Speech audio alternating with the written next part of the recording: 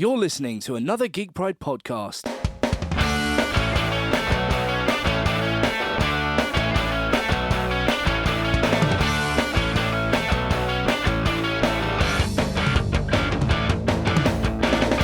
Hi everybody, Matt Geary for the Geek Pride podcast episode. This is our fourth of the new one. Yeah, and I'm here with Mr. Bevan Clatworthy. How are you, sir? I'm very good, sir. How are you? Yeah, not bad. I believe you were on a stag do this weekend. I was. I've somehow survived. I just felt so old going in there, and there's all these ladies wandering around in short skirts, and I'm just thinking, she's going to catch her death. Yeah, I know the feeling. I get to the point now where I'm just sitting there, and I get grumpy when I'm in bars where the music's too loud. I get grumpy when I go to clubs and everybody's really young and they're listening to music which I don't understand. It confuses me, and I'm like, this isn't what I listen to. And then I get annoyed with the damn kids and their silly dances, and they're like, whoa, in my day you got out your air guitar and you let your hair down, you went go for it. And what's all this? What's this? What's this Macarena? It's nonsense. Yeah, but I always said to myself, I remember back in the day, me and my mate Russell, who does stuff for us now and again, we used to go to this heavy metal bar in Belfast called The Venue, and there used to be this old dude in the corner and stuff with his girlfriend, and they used to sit there and they used to look at us and judge us, and just and when you talk to them, they'd be all really sort of kind of curmudgeonly and just sort of annoyed that we were damn kids and our damn new music and we weren't listening to sort of Poison and stuff like that, and when we tried the act, we were into the older stuff, they'd judge us anyway and stuff. And we're like, yeah, man, we're never going to be them. We're going to be so freaking cool all the time. We're cool for a whole life. For a whole lives. No, that didn't happen. And that was back in the day when I had super baggy trousers. And I was like, man, I'm never going to wear normal trousers again. Baggy trousers are the future. Yeah, that was the way. That was just how you did it. And it's like my long hair as well. I'm never going to cut my hair. And there you go. Yeah, I do miss my mohawk. That was my used to my have teen a rebellion. mohawk. I had a giant blue mohawk, and I'm absolutely gutted to have to cut it off. But what was that? Was that last week, Bev? Yeah. Did the missus just go, it's got to go, Bev? It's got to go. Well, funnily enough, that was what sort of attracted her to me, because I kind of look like a rooster.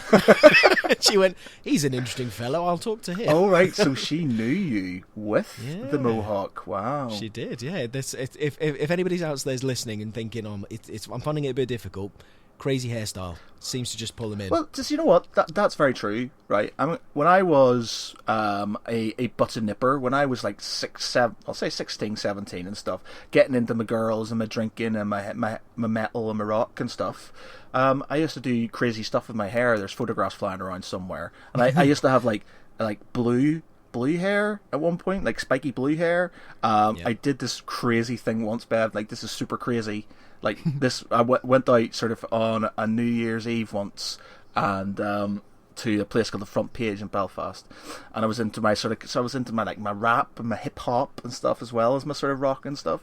And so I was so I had my low riding baggy trousers and my skate shoes and pants on display. Pants are always on display now. That's the one thing I've kept up.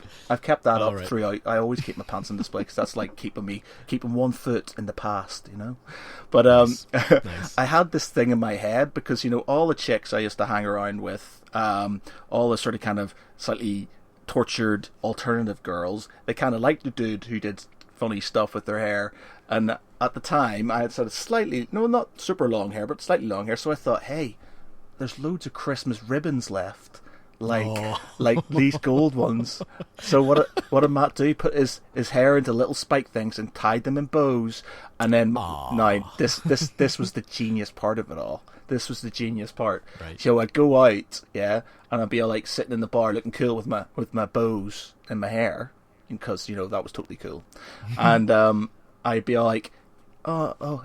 Hey, one of my bows has come out of my hair. Can you help me put it in?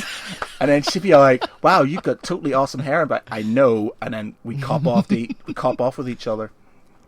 Amazing. Yeah. I wish I had the chutzpah you just displayed there.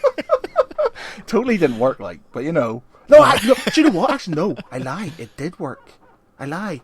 I was just really drunk and can't remember who it was. I copped off with the lass there and didn't call her back, and she got really annoyed with me. Oh, I was young. You should be a gentleman. Bev, I am the epitome of chivalric honor. Honestly, I'm very good. But when I was a bit younger, and it was just like, you're just got a one-track mind, and you don't give a shit.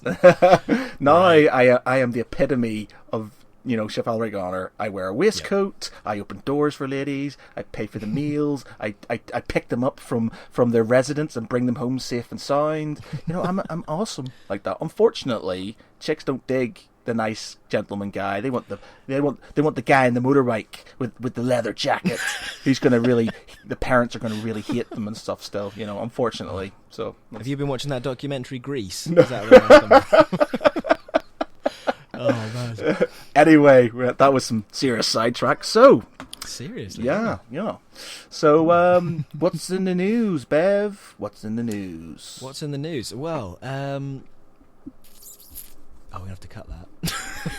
Well, no, this is all uncut. This long silence. All uncut. Well, I think for me, I mean, it's always board games. So the bit of news for me at the moment is the games that I managed to pick up on the cheap. Now, in the UK, we have a shop called The Works, and occasionally The Works will suddenly have this this sporadic outburst of board games that are considered hobby board games. And the last batch they had all came from, if I can just have a little scoot. No, I can't see. But they had a batch of games that was just, like the diamonds, the little diamonds in the rough that you occasionally find. Yeah.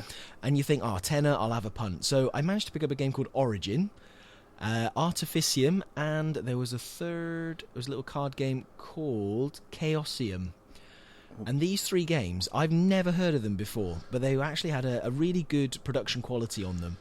And they actually turned out to be fantastic games. So with Origin, it's got this these really gorgeous wooden pieces they're like pawns, but they're 3 different sizes and 3 different widths and 3 different colours. And it's all based on how you populate this map. So you're doing like this origin of the species where you have to evolve the human race to move into new zones. And as you move into new zones, you take over, you can score victory points, you score food and other things like that, and technologies. And it's just, you open up this box and you're thinking, for a tenner you're going to get a load of little cardboard chits and maybe some dice, and it's just all these gorgeous, I'm not sure if they were handcrafted, but definitely well finished wooden components that made this box really, really heavy.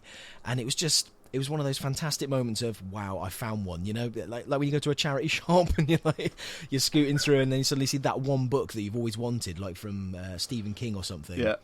And you just pick it up and go, that's the one. That's my diamond in the rough. Because I love doing that. I love going to like charity shops, bring and buy sales, just to see what's going on there. And when you can find that one little gem after hours and hours of searching, it makes it all worthwhile. Oh, mate, my mate Russell is always trying to get me to these. They're sort of like secondhand gaming bring and buy sales, and they have them, like, they call them War Mart, so it's WAR Mart, and they, like, basically people come along and they sell their old 40k figures or board games and things like that.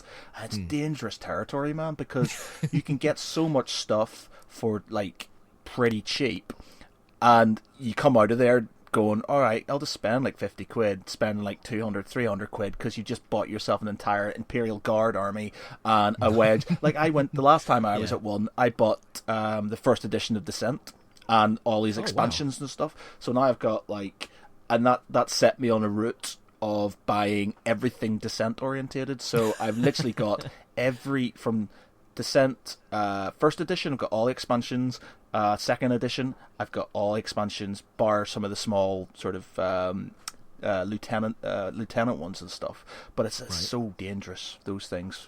Especially when it's a collection like that. I mean, I know with sort of wargaming, you have to do that bit of digging, don't you? Because you're trying to get through all the sort of chaff of people who've painted their Space Marines in bright pink with like just flecking it on there, and just dipping that's it in the horrible. paint while taking it back out. Yeah.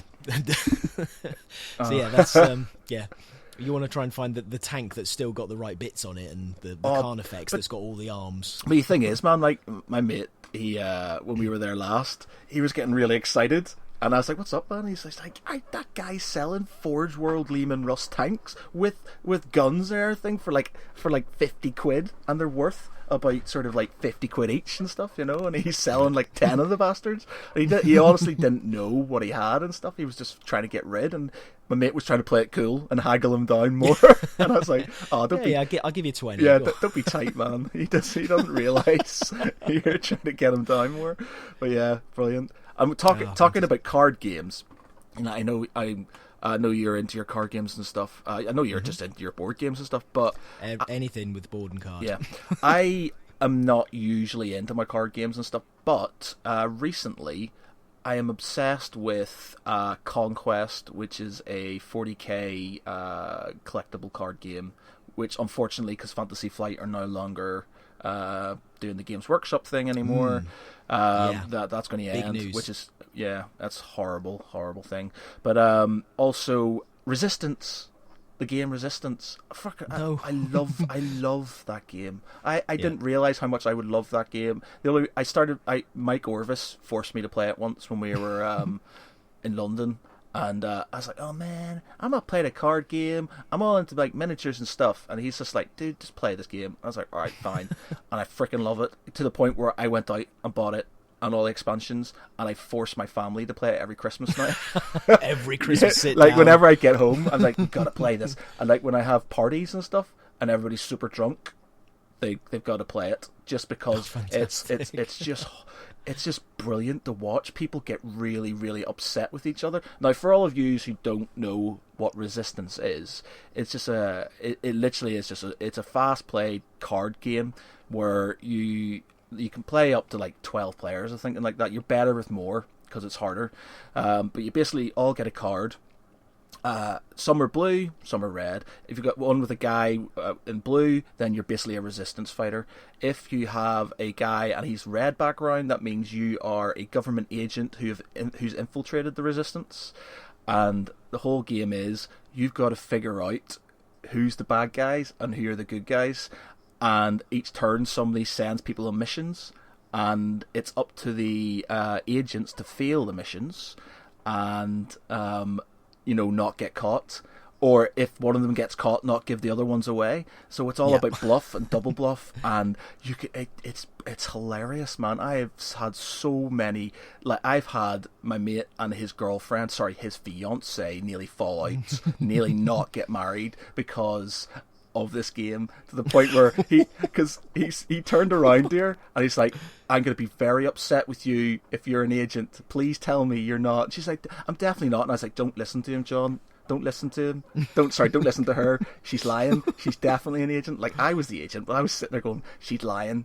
Look, I've known you for 16 years, man. She's definitely lying. And he was getting so frustrated and stuff. Says, please don't lie to me, Sharon. Don't lie to me, or this is going to be over. And it's brilliant. I love that game. I think I want to film it one day just to see how annoyed people get at it and stuff. And then you get people who do stuff like they'll throw in, like we played at my house at Christmas once, and for some unknown reason one of the other players decided to fail a mission even though they were on the right side. Okay. And that just threw everybody off. So basically the people who were kind of going, all right, who thought I was the bad guy, because everybody thinks I'm the bad guy. Always, I'm automatically a suspect, even when I'm not.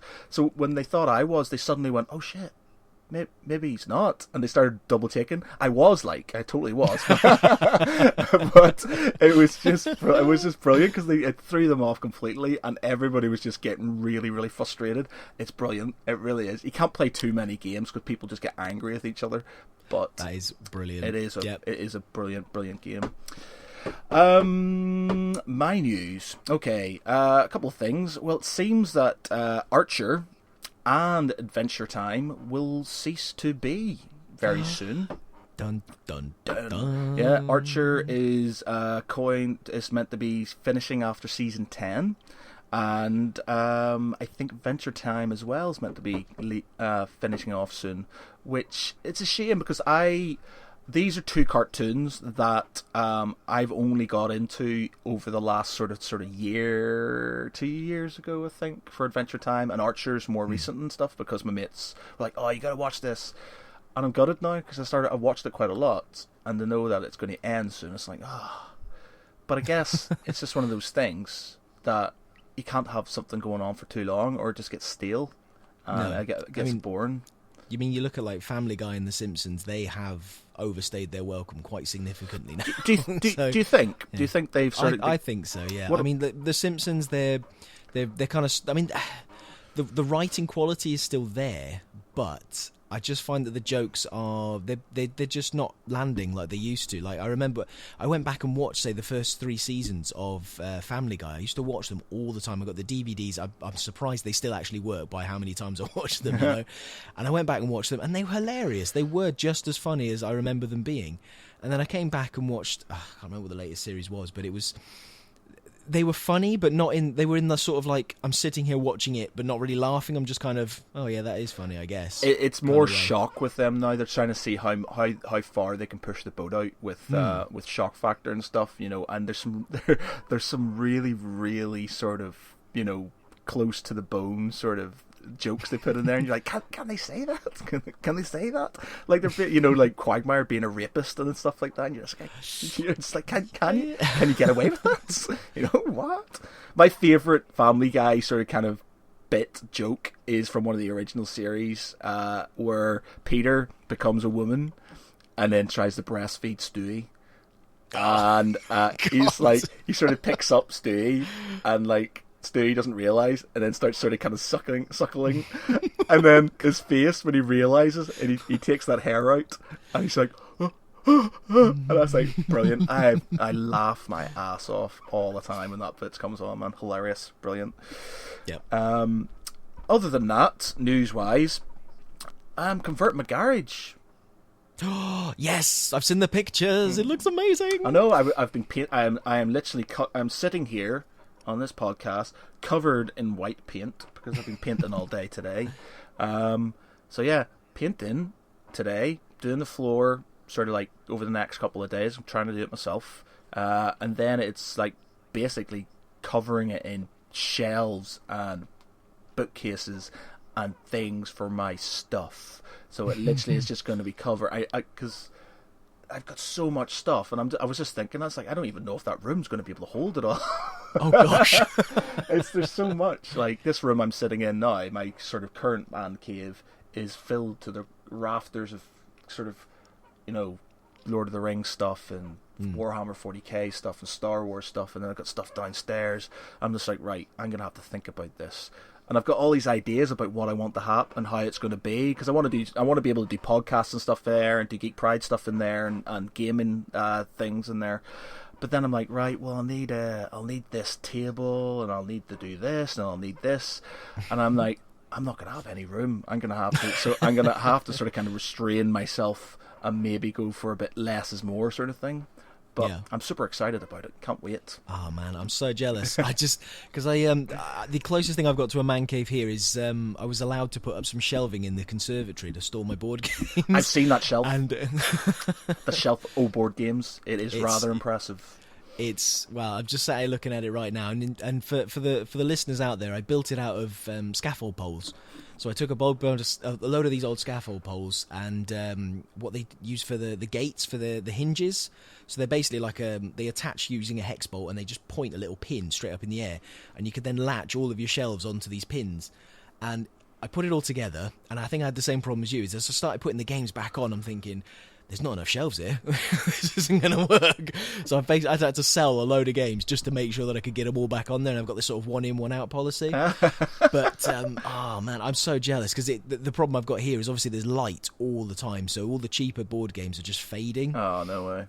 Which really sucks. Yeah, really jealous you've been able to put together a proper little man cave. And that's all the gubbins in there. Yeah, so I've just sort of I was sitting there and I've got like a drawing of it with all the like the dimensions, and I'm like, right, so I've got enough room to put 3 bookcases there, and then I could stick all my Lord of the Rings stuff, and I could put a computer desk there, and then I could do that there and stuff. And it's like I could make a workbench here for, you know, when I do all my model making and things like that, but then that will take up room where I could be putting sort of more display cases and stuff, you know, for my things. And I'm just like, I don't know, decisions.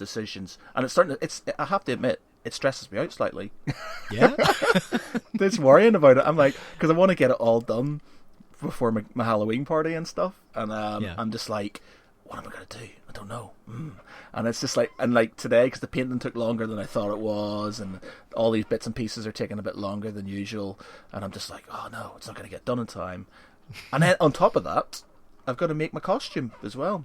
I'm currently making my first ever cosplay out of foam, and I'm making armor and stuff, and that. So I'm basically, No way. I'm multitasking and stuff.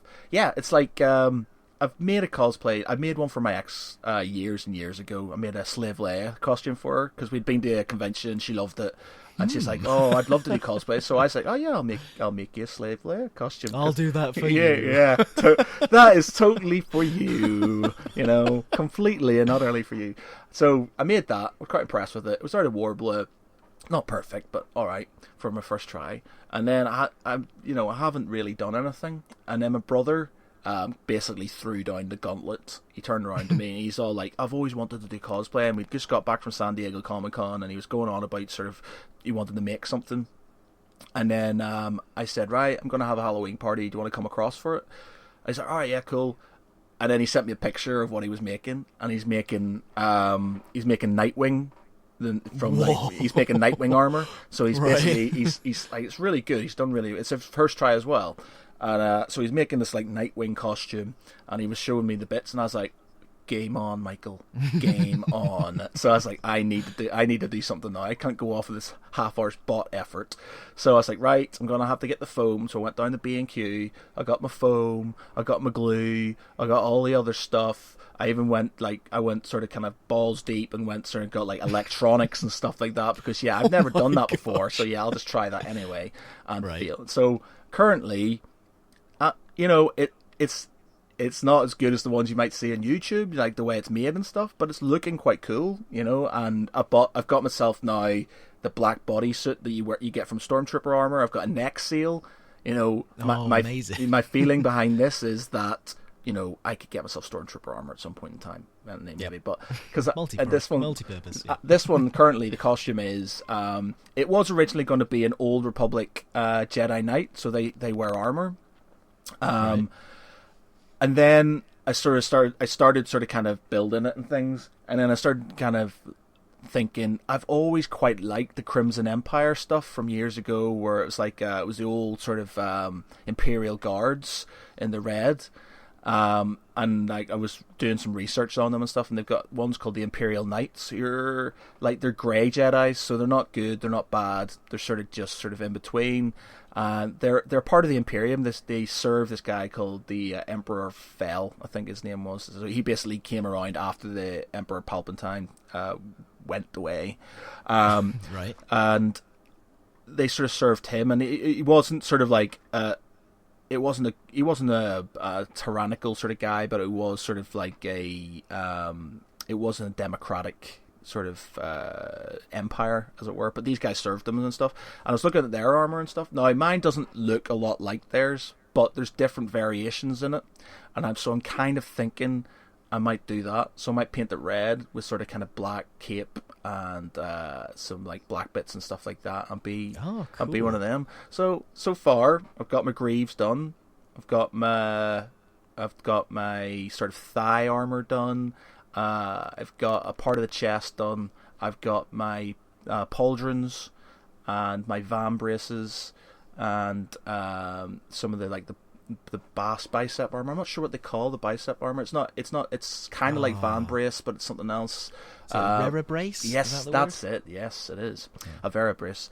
So I've done those as well. So I've got little bits to finish, like my butt armor and butt armor. That's very important my stuff. Butt armor, yeah, just in case you get shot in the ass. Like my cod piece, I've got to do a cod piece, just in case you get shot in the dick. And I've got the lightsabers, obviously. So obviously, yep. If you guys want to see some awesome lightsabers, head on over to Geek Pride. They're amazing. yeah. These were meant to be sort of lightsabers for giving away originally. I bought them, and then they came like they were. I bought them with my money, so it wasn't like Geek Pride money. I bought them with my money. Thought, oh well, maybe I'll be a good guy and I'll give these away. Then they rocked up, and I went, these things are amazing. There is no freaking way I'm giving them away.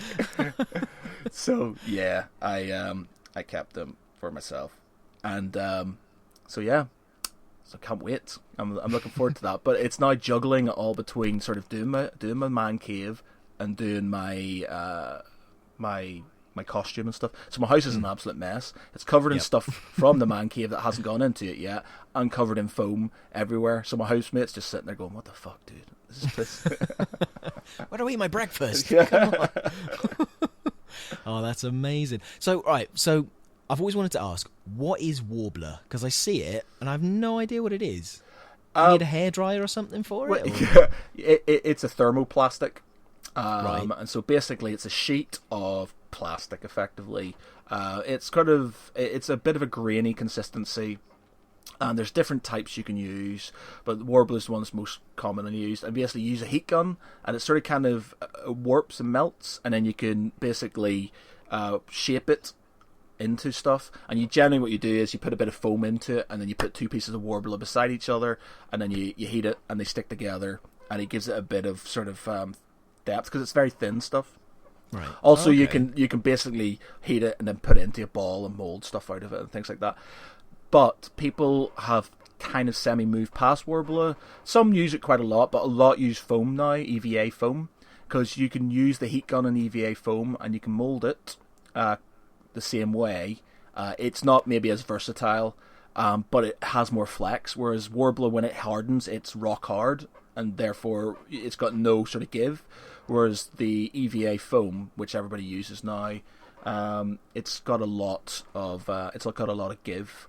And stuff, so yeah, it's quite Okay. good. So there's lots. It's just I like trying different things, and it takes a while. I've always thought, I'll give it a go. I'll give it a go, and then I was like, oh no, because I've always kind of wanted to make like some Space Marine armor, like yes. but like proper full scale stuff. Now there's a lot of people, like there's a Julietta, who's a really good cosplayer from Doncaster area. Her and another guy from Exeter, called Exeter Cosplay, actually.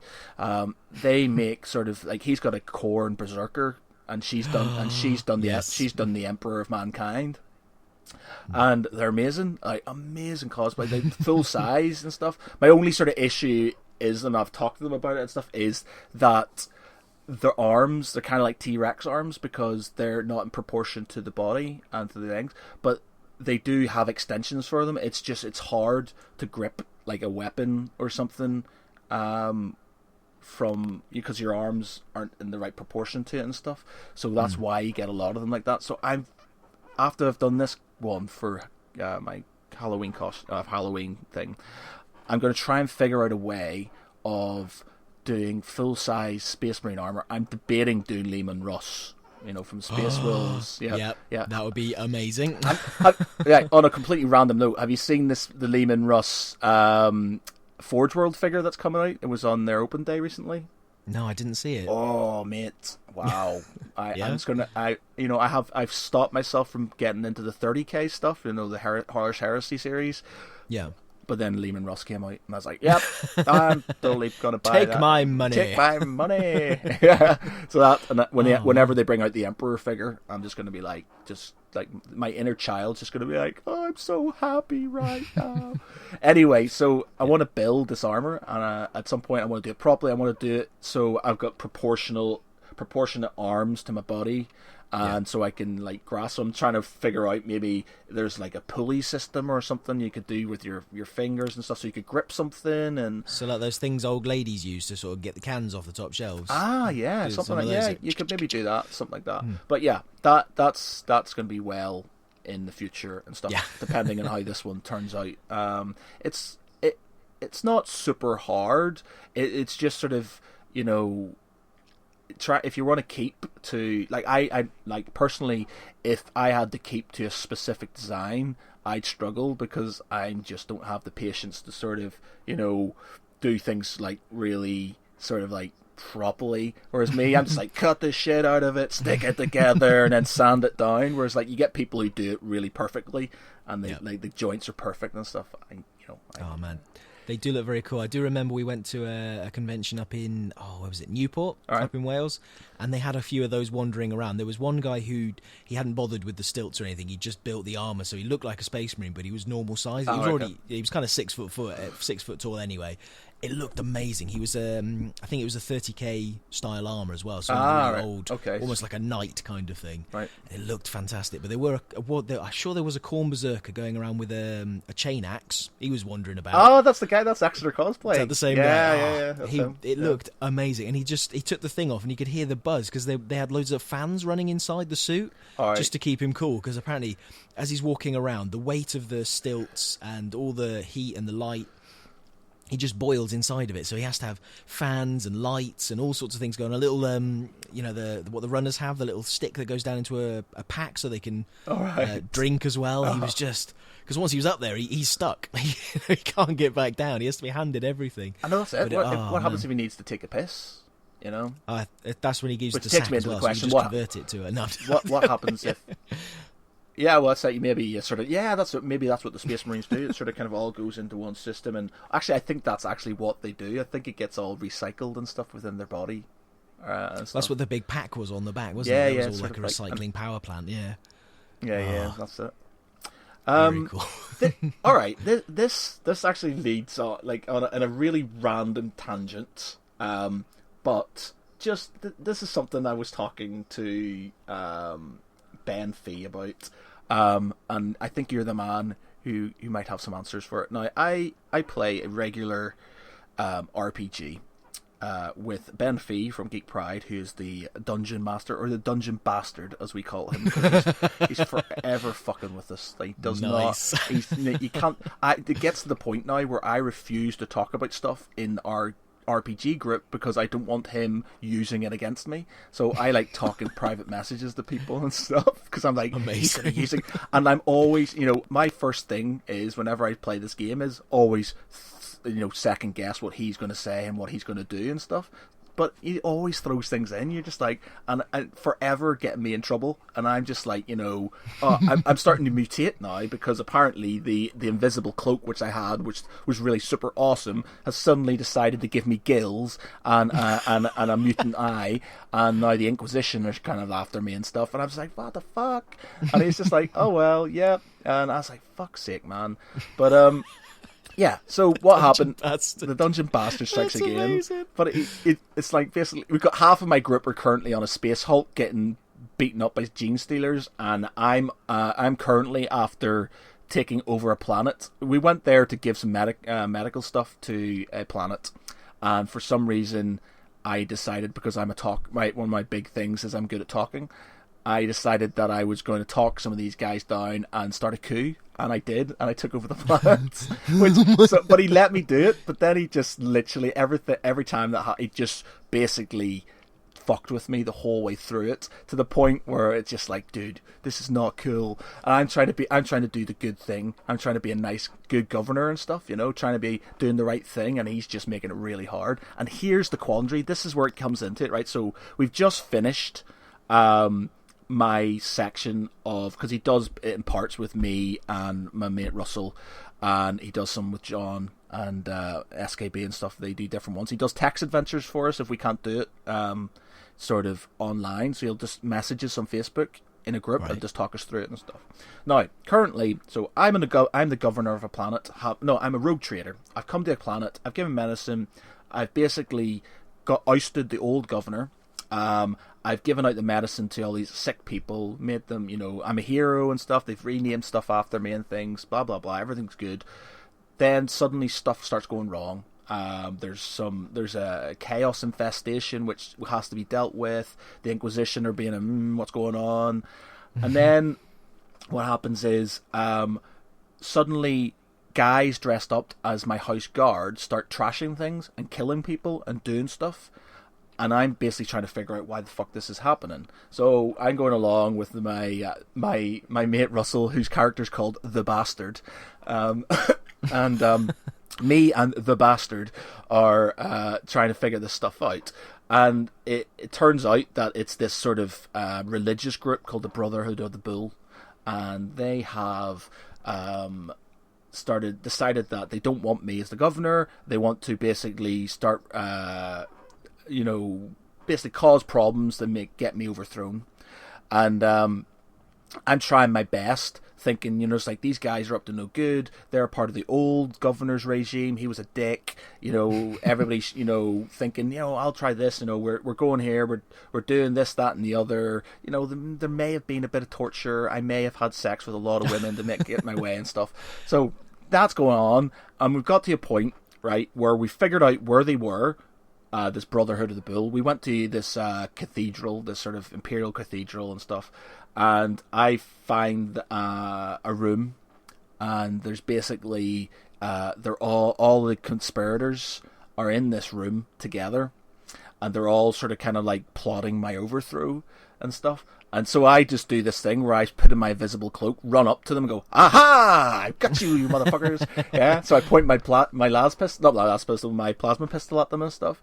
And then I'm basically fire them up against the wall.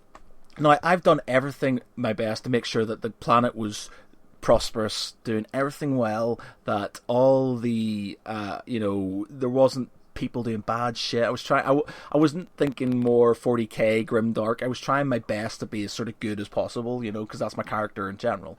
And I was like, right. But then I got in here, and these guys were literally trying to overthrow me, and they basically found out that I'd been mutated slightly because of my cloak and stuff. And obviously, the Imperium don't really like mutants a lot and stuff. No. And so they were going to basically out me, and in my mind, I was like, I need to get rid of these guys because they're just going to... Oh, that's right. Also, the doctor who I'd helped save all the people, they were torturing her in the next room.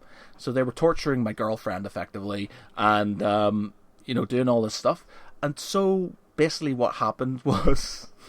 and it's really bad. We ended up killing them all. Like, all these priests, right? These are all priests, effectively. There's, like... One of them turned out to be the chaplain from my own ship, Brother Michael, and so he's all these guys. I chop off the deacon's arm and stuff. Oh my all the old sort of priests who are part of the conspiracy try to run away, but because the bastard is this like strange nanite creature that can sort of shift form, he sort of made himself into a wall, and they couldn't get out. And I threw a frag grenade, and it sort of rolled and killed them all.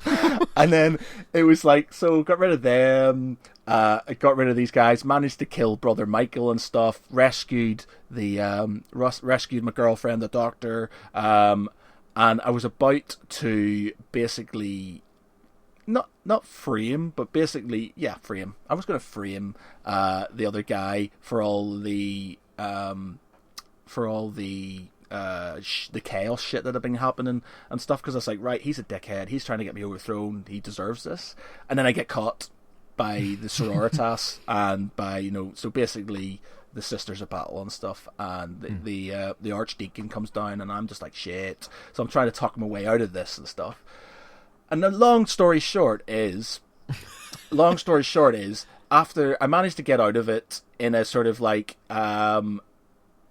he didn't want to cause any more issues, but I had to give up my governorship, and I had to leave. And I was like, but I did everything right. All I was doing was trying to stop these guys from subverting, my rule and making things worse again. And then it was just like, but was I being the bad person? Did I turn? Was because I killed them all? And there's the moral quandary there, because like Ben was saying to me, it's like, you've been this sort of kind of quite straight down the line sort of good guy this whole thing, and then suddenly you're throwing frag grenades at priests and cutting off one of their arms and stuff. And then so I know this is a very long sort of question, but this brings it down to the question of, if you were in that situation where you have a planet and you've basically made it into this beautiful utopia where you've tried your best to sort of make sure everybody's going right, and these guys are trying to subvert it and get rid of you, would you kill to make sure that it was kept your way, or would you not? If your character's not, your character does kill, because obviously that's what happens in the 40k universe and stuff, but, these guys are priests, and granted, they don't want you there, but technically they haven't done a lot wrong in that they're just trying to get rid of you. As the way it was, as the governor, I have power outside of the ecclesiastia, because they were in the church, I had no sort of remit, I couldn't really do anything to them and stuff. Right. And so it was like, was I being the bad guy there? Did I kill these guys? And I lost a fate point from it. Basically the dungeon bastard turned around to me and said, he did this sort of whole spiel. You leave the cathedral and the imperial palace, and something happens, and you feel slightly like the emperor's not with you anymore. You lose a fate point. And I was like, what? And he's like, yeah, well, okay. You've done a bad thing. And I was like, did I? Was that a bad thing? So what do you think? Did I do a bad thing? Well, so to clarify, the priests that you killed, if you'd arrested them and had them put on trial, that would have meant nothing. I had no power in that place whatsoever. Right. And basically what they were going to do was I had evidence that they were causing all the shit outside of the church. But technically, it wasn't illegal if they felt like it was for the greater good of the Imperium and for the church and stuff. Whereas I was trying to hold on to my power and make sure that everything was going swimmingly, and we were sort of making a bit of money out of the planet, and that the populace were sort of happy and stuff. But right. So basically they had stuff on me saying that I was a mutant. And that I had, I obviously wasn't becoming. There's lots of other little bits and pieces and stuff, but the big thing was because the cloak I was using mutated me slightly. They were going to basically dob me in, and I was like, right, if I do that, I'm going to get dobbed in. I'm going to lose my charter. I'm going to lose my planet. There's no way I can stick these guys on trial. I have to kill them, or else everything I fought for is going to be sort of for naught. So, what do you think? Oh, really? That's really, really tricky. So, do you think if they'd ousted you, if you'd left peaceably and they'd not had to use the evidence they had, do you think they would have done a bad job of running the planet in your absence? See, this is it. I don't know. Now, all I knew was these guys were causing shit and trying to frame me for it. So for anybody, who's trying to frame somebody, especially in the grim dark of the 41st millennium, you're going to go after them, aren't you? You're going to sort of kind of try and kick their ass. But he kept on kind of going, well, they're not really doing anything. But now, I think personally, what the dungeon bastard was trying to do was trying to extricate us from this planet, because it was a side quest. It wasn't even a part of the main quest. We're meant to be finding this sapphire in another thing, but this side quest was just to make a bit of money, and that's it. But we've been on it for the last couple of months, and I think he was trying to find a way of extricating us from this planet, so that's why he was making things very hard for us. And I was just like, but no, surely we can still have the planet and we can go off and do our thing and blah blah blah. And I was just kind of going, but was I the bad guy? Because I killed, yes, fine, I killed a lot of priests, and the bastard, because his nanites recharge off energy, may have sucked the energy out of the dying priests. Oh my word! It's mad. It's really good. He's got. I have to say, Ben. He does a really good job of these RPGs. I think at one point in time we're gonna sort of record it and stuff. But I just, I was thinking about this. I felt bad afterwards. I was like, shit, have I done a bad thing? Am I a bad guy? And I was trying to think. Right, obviously in 21st century, yes, that's a bad thing. But in the grim dark, where stuff like that happens, was I the bad guy? I was just trying to keep a hold of power and make the planet a better place, and if that meant breaking some proverbial legs, was that a bad thing? Oh, see, that's the quandary of power, isn't it? Absolute power corrupts absolutely. So it becomes at what point is what you're doing wrong? I think killing a bunch of priests who've technically done nothing illegal, Throwing a frag grenade at them. that could be considered bad, sucking out their life essence. Yeah, well, but then to be fair, you didn't know if they. It sounded like you thought that maybe their justification for what they were doing and the way they would run things afterwards would have left you in a situation where the planet would go downhill. And did you? I don't know. Did your character feel any moral obligation to the planet, or was it purely to do with money? See, this is one thing you've got to do. What you understand about me, when I roleplay stuff and I play games in general, I play me effectively. I'm a very morally driven sort of guy and stuff, and I have massive guilt complexes and stuff, so I don't like doing the wrong thing. So when I play games on the Xbox and stuff, I always go to the good guy stuff. I can't do bad guy stuff. It makes me feel pretty bad. Similar. Yeah, so I have to do it that way. I have to be the good guy stuff. So in the game, I've always, bar some laddish stuff, where I've got drunk because my guy's a bit of a drunk. I have to do checks whenever there's booze around and there's drugs around and stuff, because I'm this sort of guy who's into that sort of thing. But I try to do my best, and I'm always trying my best to sort of kind of make sure, like, I didn't have to save the planet. I could have just made a shit ton of money from the governor and fucked off, but I wanted to save the planet and make sure that he paid for it and stuff. So we basically started a coup, and I had an army, basically the PDF under my control and stuff. But as the character was, I felt that I was trying, as much.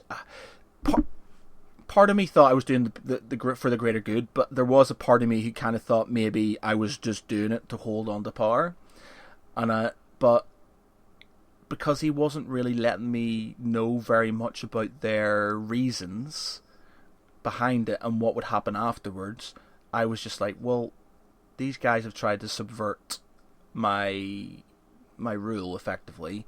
I need to get rid of them, and there was no other options but to kill them. He didn't give me any other sort of choices within the RPG to sort of not. Right. And I didn't know. I basically, it's like, I can kill these guys, or I can let them live, and then they basically tell everybody I'm a mutant, and then I lose everything. And I think he sort of realized that he'd painted me into a corner towards the end, and that's why he sort of gave me that sort of, towards the end, I sort of talked to the Archdeacon, and he's just like, I had this, he made this really good story about it, and he's like, I had this this sister, and she was very beautiful, but then one day she woke up and she had eyeballs on her hands, and we had to start going on about mutations and things like that, and it was a really elaborate story. And then he was just like, you've got to go. You're not getting forced out. You've just got to leave. And I'm sure, and some of the army actually come with me, so I've got myself some PDF and stuff. But that's pretty sweet. Yeah, they come with, but because they were like, yeah, we want to fight for Captain Girk. I'm not very imaginative with my names. My guy's called Matt T. Girk, so it's kind of like James T. Kirk, but Matt T. Girk.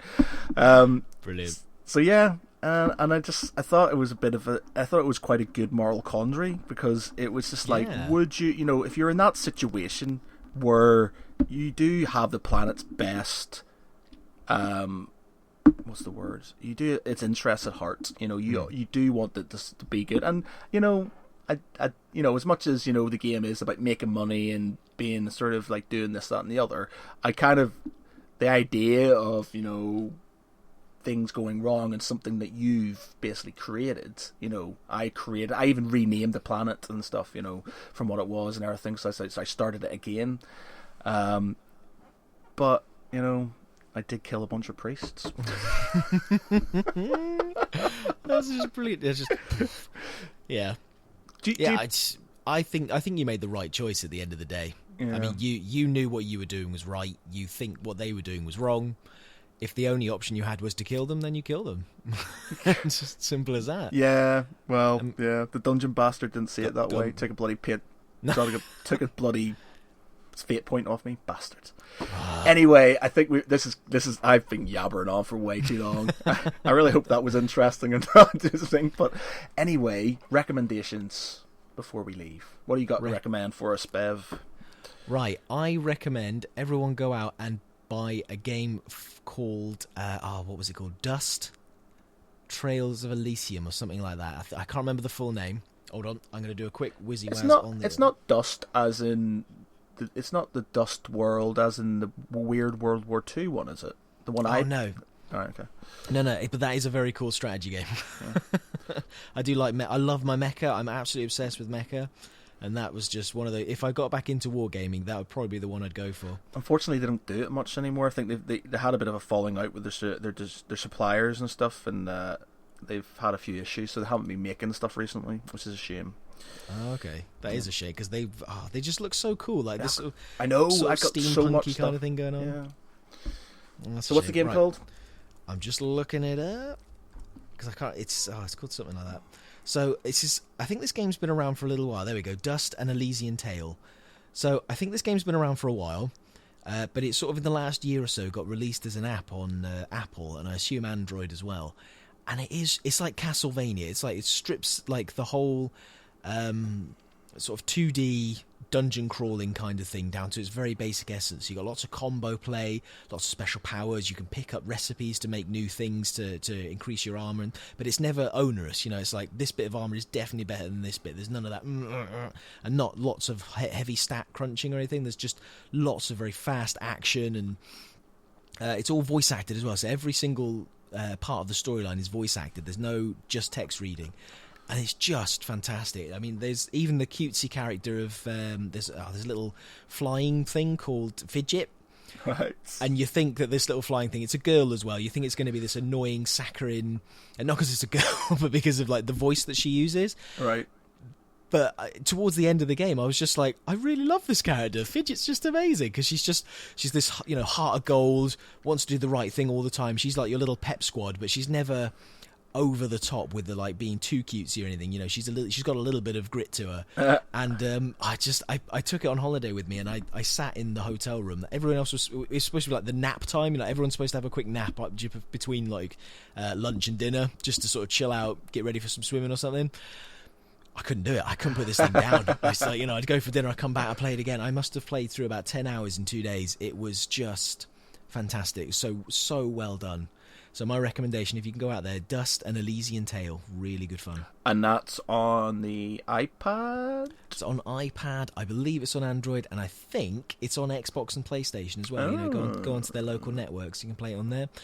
It'll probably play better on there. The implementation on the iPad was okay, but there was definitely a little bit of fidgeting when it came to doing the left and right D-pad thing. But yeah, okay. Very good. Cool. Okay, my recommendation is a bit of a it's a Geek Pride plug in a way. We are going to be at Play Expo this coming weekend, Saturday and Sunday. It's in Manchester. It's in the Event City. It's a big. It's been going for about 4. I think it's on a 4th year. Maybe it's 5th year now. We've been at every single one. It's a retro gaming. It's like retro gaming, new gaming. They have 1 million consoles, from literally old school BBC computers to obviously new gen computers and things. Obviously there's cosplay and board games and things like that. And we're going to be there. So if you feel that you are in the Manchester area and you want a good sort of weekend out or even a day out, you know, play some awesome games, then come down and see us, because we're going to be there. We've got our own little booth that the Play Expo guys have kindly given us, and we're going to be streaming from that. We're also going to be doing another tournament. Last year we did a Mortal Kombat tournament, which we were going to put online, but we had a few issues with the computer and stuff. But this year we're probably going to do another tournament. What the game's going to be, we're not sure. But like last time, you can win some awesome stuff, some Geek Pride merchandise, and also some other bits and pieces. I've got a load of stuff in the house, which we've got giveaway stuff, so I might bring some of that for people to get as well. So yeah, no that's lightsabers. No lightsabers. Yeah, No lightsabers. no lightsabers. No lightsabers. So that's on the 8th and 9th of October, Event City in Manchester. And yeah, it's going to be pretty awesome, and we'll be there. So you guys should definitely come down and check it out, man. So yeah, there we go. Cool. I'm so jealous. For some reason, these last couple of months are just weddings, stag do's, everything like that, and it's just everybody gets married in autumn. I don't get it. It's cold. Mate, I've got like 3 weddings to go to next year and stuff, and it's just like, God damn it, I don't even like weddings. So I've got to go. But it's like all my mates are getting married and stuff. And this is really bad for me because I'm single, and it's like all my mates are getting married, and I'm just like, I've got nobody really to go out drinking with and stuff. And I'm just like, I can't chat up women on my own. And so I'm Where's my wingman? Yeah, I've got a wingman, and the wingman I do have just sort of kind of sit in the corner and won't talk to women and stuff, and they're like, and I'm just like, come on, get it. No, don't want to, man. So yeah, so there you go. And I have to do the fucking internet dating thing, which is grim. I'm not sure if you've ever done it, Bev. It's horrible. Internet dating is just grim. I was super lucky. I met my wife in uni, and somehow she became immune to me. I think they do that. I think some women, especially if they love you, they put up with your shit and stuff. Yeah. And I think, you know, they sort of kind of go, yeah, all right, you're okay. I'll stick. I'll put up with and you, men so. as well, men and women. Yeah. I mean, let's flip the coin on both sides here. It's, you know, this is going to get a bit philosophical, but if you find the right person and they're willing to just sit through all your... I mean, oh man, I was such a geek. I used to wear, like, I was part of a medieval reenactment group. No way! What did you reenact? I was 1370s. Oh, wow. So it was sort of just before the Renaissance, I think it was. So it was all like armour, swords, axes. What was the armour? Do you still have the armour? I've still got the armour, yes. Still got some splint and some chainmail and things like that. So it's not chainmail. Yeah, so... what's the helmet called? Clap visor. Big German helmet. It was amazing. Wow. So I had all that. I was a card game player. I was a video gamer. I love watching stupid cartoons. And somehow, she stuck with me. Wow. A keeper, man. A keeper. Definitely a keeper. Yes, yeah. yes. Right. Cool. Right, okay. Well, it is nearly the hour. So have you got anything else you would like to say before we sign off? No, I'm good, man. Yeah, okay.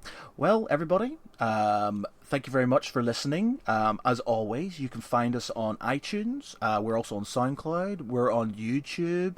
We're on the website. We're on a lot of places now. So, yeah, make sure you subscribe. Make sure you tell your friends. And hopefully... as time goes on, we do a bit more of these. We may have some giveaways and such. So yeah, I've been Matt Geary.